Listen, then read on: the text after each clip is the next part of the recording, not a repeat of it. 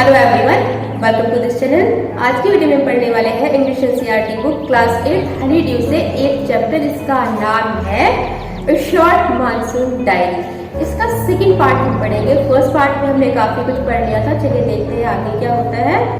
A tree creeper moves rapidly up the trunk of the oak tree, snapping up insects all the way. तो creeper का मतलब होता है bell, ठीक है। रैपिडली अप का मतलब है तेजी से ऊपर बढ़ना। ट्रंक का मतलब होता है तना। स्नैपिंग का मतलब होता है गिराना नीचे, ठीक है जी। तो यहाँ पर वो बता रहे एक लता तेजी से ग्रो कर रही है और बलूत का पेड़ है। यहाँ पर ओक ट्री का मतलब है बलूत का पेड़, उसके तने से ऊपर ग्रो करती हुई चढ़ रही है और साथ ही साथ जो पेड़ के तने पर कीड़े मकोड़े होते हैं उन सबको नीचे गिराती जा रही है ना, नीचे गिराते हुए बढ़ रही है। Now that the rains are here, there is no dearth of food for the insectivorous birds. और अब जब बरसात आ गई है तो कीड़े मकोड़ों को खाने वाले जो जानवर है उनके लिए भोजन की कमी नहीं रहेगी, ऐसा राइटर अपनी डायरी में लिख रहे हैं, ठीक है। क्योंकि पता है कि बरसात के टाइम पर जो कीड़े मकोड़े होते हैं उनकी तादाद कितनी ज्यादा हो जाती है, ठीक है जी। आगे बढ़ते हैं। अगस्त 2 में यहाँ पर राइटर लिखते हैं All night the rain has been drumming on the corrugated tin roof, ठीक है जी। ड्रमिंग का मतलब होता है जोर से आवाज करते हुए गिरना, ठीक है।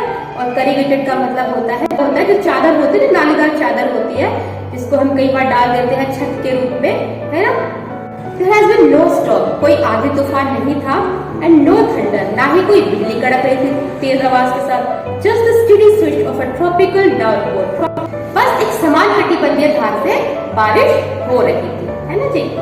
स्विश का मतलब यहाँ पर होता है सरसराना और ट्रॉपिकल डाउनपोर का मतलब होता है कटिबंधीय बारिश का गिरना, है ना जी। It helps me to lie awake at the same time it doesn't keep me from sleeping. और यहाँ पर राइटर लिखते हैं कि बारिश इतनी तेज गति से हो रही थी, उसकी आवाज के कारण मैं पूरी रात सो नहीं पाया, ठीक है जी। It's a good sound to read by. यहाँ पर कहते हैं कि बहुत ही अच्छा समय है पढ़ने के लिए। The rain outside, बाहर बारिश हो रही थी, and the silent within. कहते हैं अपनी डायरी में कि ये बहुत ही अच्छा समय था पढ़ने के लिए क्योंकि बाहर तेज बारिश हो रही थी और अंदर एक शांति थी। अंदर शांति होने का मतलब एक मन में शांति थी, है ना। मतलब कहने का कि बहुत अच्छा समय था, वो बहुत ही अच्छा राइटर को उस टाइम पर महसूस हो रहा था बारिश के कारण। एक उनका मन जो था वो चेंज हो गया था। जैसे कि आप लोगों ने भी महसूस किया हो कि जब बहुत ज्यादा गर्मी हो रही होती है और उस टाइम पर जब आप परेशान होते हो और बारिश हो जाए तो बहुत ही सुकून दिल को मिलता है। कुछ ऐसा ही राइटर के साथ भी उस टाइम पर था। जो उनको महसूस हुआ वो उन्होंने अपनी डायरी में लिख दिया। And although 10 ropes are given to bringing up, 10 ropes are given to springing uncountable leaks. जहाँ पर राइटर लेटे हुए थे वहाँ पर टीन की छत थी तो उसके अंदर लीकेज थे, छेद बने हुए थे, छोटे छोटे से छेद हो रखे थे, जिसकी वजह से राइटर यहाँ पर लिख रहे हैं कि बारिश का एक अनछुआ एहसास था। लेकिन उनको महसूस हो रहा था जैसे कि टीन की छत थी और उसके अंदर जो लीकेज है ना उसकी वजह से एक बारिश के अनछुए एहसास के साथ साथ उसके छुए जाने का एहसास भी उनको हो रहा था, है ना। उनको ऐसा महसूस हो रहा था कि जैसे बारिश उनके ऊपर गिर रही है। ओके जी। कहते हैं अपनी डायरी में कि अगस्त 3 को क्या हुआ था वो अपनी डायरी में यहाँ पर लिख रहे हैं। द रेन स्टॉप्स, जो बारिश थी वो रुक चुकी थी, and the clouds begin to break up, और जो बादल थे ना वो छटने शुरू हो गए थे। And the sun strikes the hill on my, और यहाँ पर लिखते हैं वो कि मेरे बाएं तरफ की जो पहाड़ी है उस पर सूरज तेज गति के साथ चमक रहा है।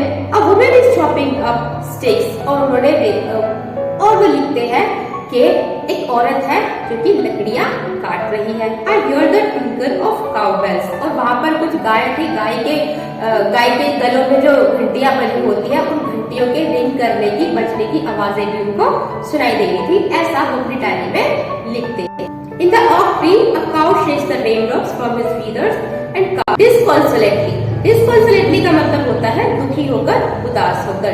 टिंकल का मतलब होता है यहाँ पर टनटनाहट की आवाज, ठीक है जी। यहाँ पर वो लिख रहे हैं अपने डायरी में कि उन्होंने देखा बलूत के एक पेड़ पर एक कौवा बैठा हुआ है जो कि बारिश में भीग गया था और अपने पंखों को झाड़ रहा था, है ना, जिससे कि बूंदें टपक रही थी। साथ वो उदास होकर, दुखी होकर काव काव भी कर रहा था, शायद बारिश में भीगने की वजह से। Water drips from a leaky drain pipe, और साथ ही साथ ये भी लिखते हैं कि एक टूटा हुआ पाइप था पानी का, उसमें से पानी टप टप करके गिर रहा था, जैसे नॉर्मली बारिश के टाइम पे होता है, आप लोगों ने देखा होगा, ऐसा वो लिखते हैं अपनी डायरी में।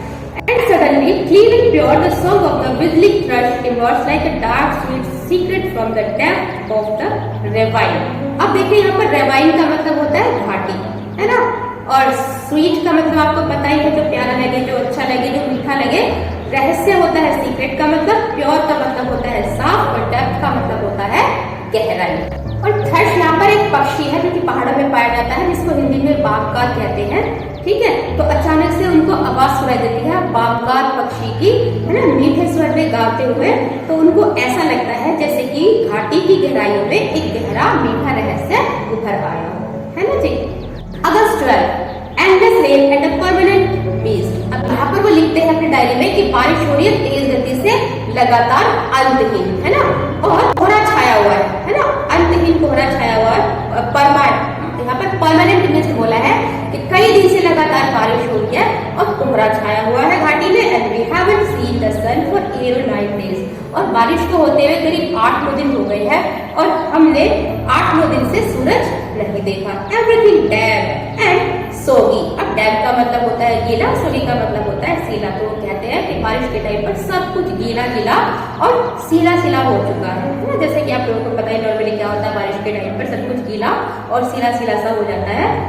Nowhere to go, कहीं भी जाने की जगह नहीं, क्योंकि कई दिन से लगातार बारिश हो रही थी। एंड पेस द रूम, और सिर्फ घूमना चाहते हो तो घर के अंदर, रूम के अंदर ही आप घूम सकते हो। Look out of the window at a few bobbing umbrellas. तो वो कहते हैं कि बाहर जाने के लिए कहीं जगह है नहीं, तो कमरे में ही घूमो और खिड़की के बाहर देखो, कि जो बाहर देखो तो आपको गोल गोल छाते दिखाई देंगे। बॉबिंग का मतलब है गोल गोल। At least it is not cold rain. और यहाँ पर वो लिखते हैं कि कई दिन से बारिश हो रही है, 8 दिन से उन्होंने सूरज नहीं देखा है, लेकिन इस बात का शुक्र है कि ये जो बारिश है ये मानसून वाली है, ये ठंड करने वाली नहीं। And the hillsides are lush as late monsoon flowers begin to appear, ठीक है। और जो घाटी है वो बिल्कुल हरी भरी हो गई है। लश का मतलब होता है हरा भरा हो जाना, और जो मानसून के फ्लावर्स है ना वो उभरने शुरू हो गए हैं। जो पहाड़ियां है ना वो मानसून में खिलने वाले फूलों से भर चुके हैं, बिल्कुल जगह जगह आपको फूल खिले हुए नजर आते हैं, है ना। ये आप यहाँ पर लिखे हुए नाम दिए हुए हैं, वाइट बॉल्सम, डालियाज, बिगोनियस एंड ग्राउंड ऑर्चिड्स, के नाम दिए हुए फ्लावर्स के वो सारे फूल जो है वो आपको देखने के लिए मानसून के टाइम पर पहाड़ों में मिल जाएंगे। ये आपको पिक्चर भी दी हुई है यहाँ पर, है ना। अगस्त 31, अब अगस्त 31 में वो अपनी डायरी में क्या लिखते हैं, चलिए पढ़ते हैं। Last day of August and the lush monsoon growth has rest it's heat. अब यहाँ पर अगस्त 31 में वो लिखते हैं अपनी डायरी में कि अगस्त का आखिरी दिन है और जो मानसून है वो अपने चरम पर है बिल्कुल। The seeds of the cobra lily are turning red, जो कोबरा लिली के जो बीज है वो लाल होने शुरू हो गए हैं। Signifying that the days are coming to an end, जो कि बताते हैं, दर्शाते हैं इस चीज को कि जो बारिश है अब खत्म होने वाली है, मानसून का सीजन जो है वो अब अपने अंत पे है। In a few days the funds will start turning yellow, but right now they are still for green and upright।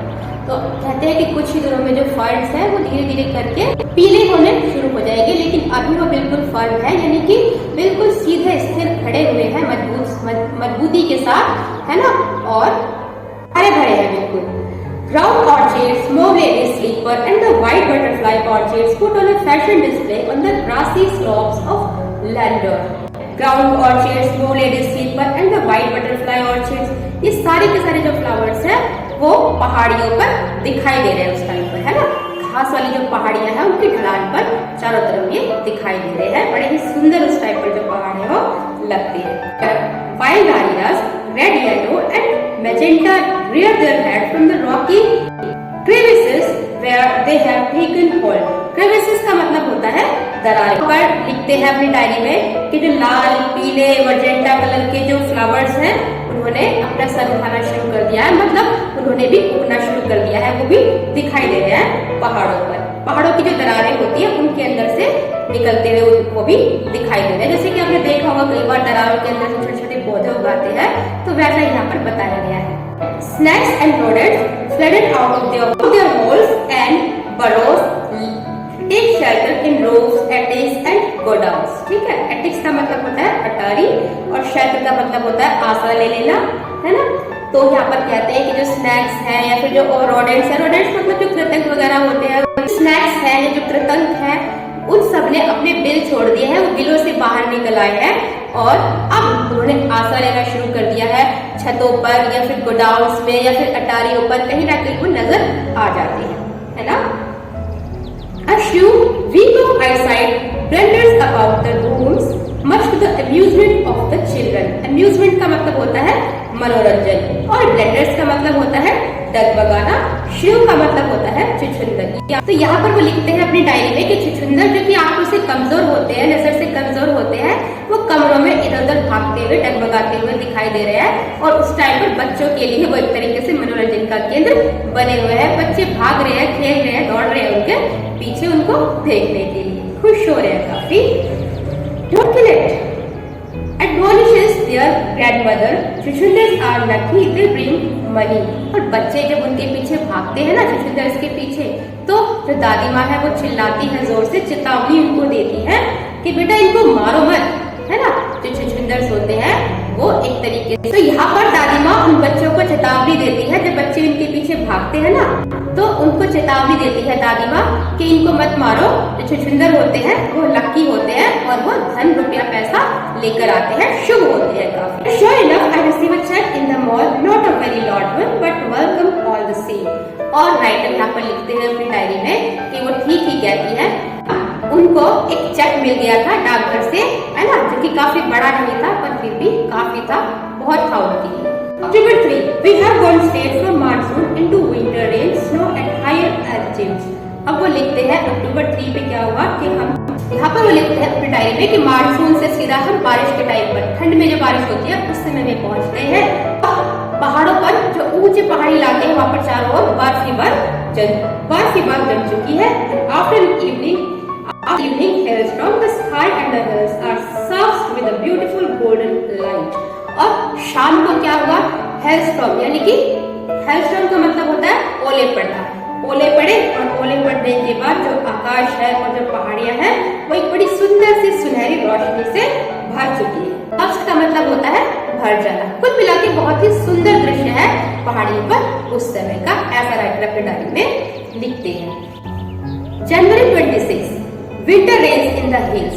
अब हिल्स पर जो सर्दियों में बारिश होती है उसके बारे में राइटर क्या लिख रहे हैं।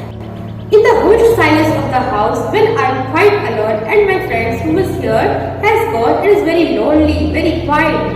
As I sit in a liquid silence, ये बिल्कुल शांति है।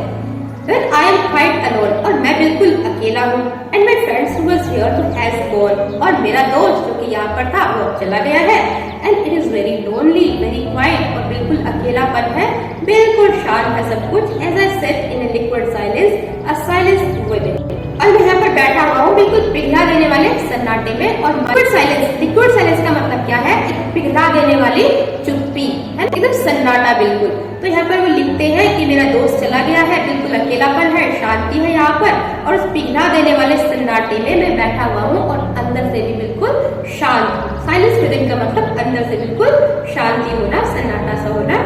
सराउंडेड बाय द नाइट, और लगातार बारिश हो रही है, उस बारिश की जो लय है उससे मैं घिरा हुआ हूँ, है ना। और water on leaves, on lemons, on roof, drumming on bells, dahlias and windows pane. और चारों तरफ बारिश का पानी ही पानी है, पत्तियों पर, नींबुओं पर, छत पर, है ना, तेज गति से। ड्रमिंग का मतलब क्या होता है, तेज गति से होना बारिश, उसकी आवाज होना, ठीक है। और बिल्कुल भीग चुके हैं, जो डालियास के फ्लावर है वो भीग चुके हैं बिल्कुल, है ना। और साथ ही साथ जो विंडो पेन है उनसे भी बारिश की जो बूंदें हैं वो गिरती हुई उनको दिखाई दे रही है। कुल मिला के बहुत ही खूबसूरत दृश्य है वहाँ का, है ना। And while the mist holds the house in a dark terrace, और साथ ही साथ ये भी लिखते हैं कि घर को कोहरे ने पूरे तरीके से घेर लिया है अंदर तक, है ना, कोहरा है चारों तरफ। The mist holds the house in a dark terrace। अब terrace का मतलब होता है प्यार से छूना या गहराई से छूना। तो लिखते हैं यहाँ पर कि घर को कोहरे ने बिल्कुल अंदर तक प्यार से छू लिया है, गहराई तक छू लिया है, या फिर कह सकते हैं घेर लिया है घर को कोहरे ने अंदर तक गहराई से। As I passed near a window, जैसे ही विंडो के पास गया वो रुका। The rain stops, जो बारिश थी वो रुक गई। And starts again, और फिर से शुरू हो गई। And the trees no longer green but grey, और जो पौधे थे अब वो हरे नहीं लग रहे थे बल्कि ग्रे दिखाई दे रहे थे। Menace me with their loneliness. Menace का मतलब होता है डराना या धमकाना। तो कुल मिलाकर चारों तरफ बिल्कुल शांति थी, चुप्पी थी, कोई भी नहीं था राइटर के पास। तो उनको ऐसा वो लिख रहे हैं कि ये जो कोहरा था, ये जो शांति थी उनको अंदर तक डरा रही थी सन्नाटे में। जबकि जो राइटर है वो अकेले है, तो वो लिखते हैं कि जो अकेलापन है मेरा वो मुझे डरा रहा है ना, अंदर तक एक झकझोर दे रहा है। 23 अब मार्च 23 में वो क्या लिखते हैं, late March end of winter, यानी कि मार्च का अंत और साथ ही साथ सर्दी का भी अंत हो चुका है अब। And the blackest clouds I have ever seen squirted over Missouri and then it hailed the blackest cloud I have ever seen squirted over Missouri।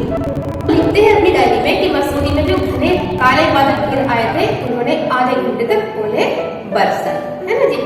स्क्विटेड का मतलब होता है बस जाना, जो काले बादल बस गए थे, घिर आए थे वहां पर। हेल का मतलब होता है ओले बरसाना। हेल्स मार्बल्स का मतलब होता है ओले Barsana. Nothing like a hailstorm to clear the nothing like a hailstorm to clear the sky।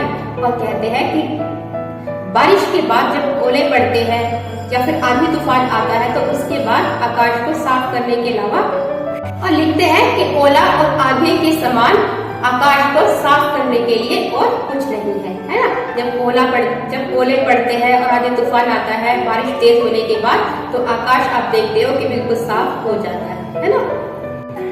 Even as I write, I see a rainbow forming। और अब जबकि मैं लिखते हैं कि अब जब मैं लिख रहा हूँ अपनी डायरी को इस टाइम पर, तो एक आकाश में बड़ा ही सुंदर सा इंद्रधनुष मुझे उभरता हुआ बनता हुआ नजर आ रहा है। ठीक है जी, आपको पता ही है कि पहाड़ों में जो इंद्रधनुष है वो ज्यादा बनते हुए दिखाई देते हैं। होप कि ये जो चैप्टर है वो आपको समझ आया होगा। मिलते हैं नेक्स्ट वीडियो में नेक्स्ट टॉपिक के साथ। Till then bye, take care, have a nice day, thank you for watching.